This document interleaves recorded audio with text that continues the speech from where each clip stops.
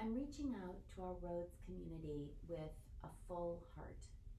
In the last week, many of you have called or written from around the country to ask how Memphis is doing during this moment of uprising and protest in response to the unjust killings of Ahmaud Aubrey, George Floyd, Breonna Taylor, and the threats made against Christian Cooper.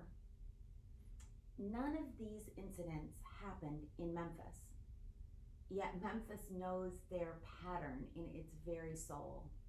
It knows their long history and their deep roots. From what I can see and gather, Memphis is in the kind of pain that comes from suffering long born. There's grief, there's anger, there are protests, peaceful ones. But among those who can no longer be silent, there's also a vibrant spirit of unity and resolve. I've heard from Black alumni, trustees, colleagues, students, parents, and friends this week. I've heard your stories of pain, weariness, and trauma. My heart is with every one of you for whom the weight of these killings and what they represent is carried day after day, generation to generation. This tragic situation matters to Rhodes. Even though we're scattered, students, staff, and faculty are reaching out in solidarity and support, and with diverse perspectives drawn from their academic study and their lived experiences. Some of our faculty are generously providing historical content, context, and analysis through interviews and through their writing. This often comes at great personal cost. We are discussing and learning, and many are engaging in acts of peaceful resistance. This combination of focused action, discussion, and learning is at the very heart of the Rhodes experience. Our vision statement calls for us to graduate students with a lifelong passion for learning, a compassion for others, and the ability to translate academic study and personal concern into effective leadership and action in their communities and the world. I know that all of us are seeking to live this mission. As the president of your college, I feel the weight of responsibility for this mission.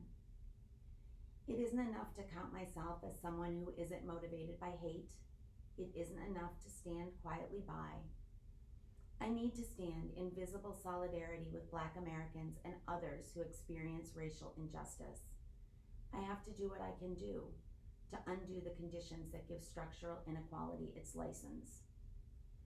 In these days, our work of building a just and inclusive Rhodes community takes on additional urgency. Our commitment to inclusive excellence must be realized in every area of our campus and must persist beyond the present news cycle.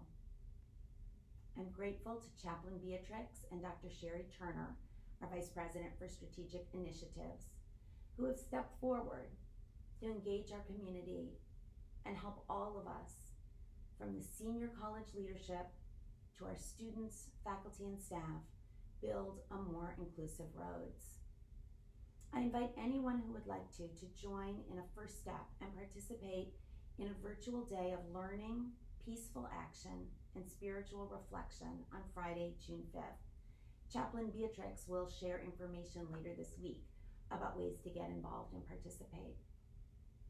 I'm thinking of each of you and feeling glad we are part of a diverse and engaged community. As we talk about these hard topics, we will differ. Yet thoughtful discussion of differing views isn't a barrier to our learning community.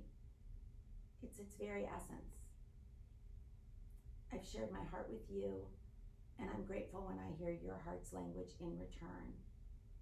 May you be well, and may you be supported as you, each in your own way, and as the Spirit moves you, do the work of repairing a broken world.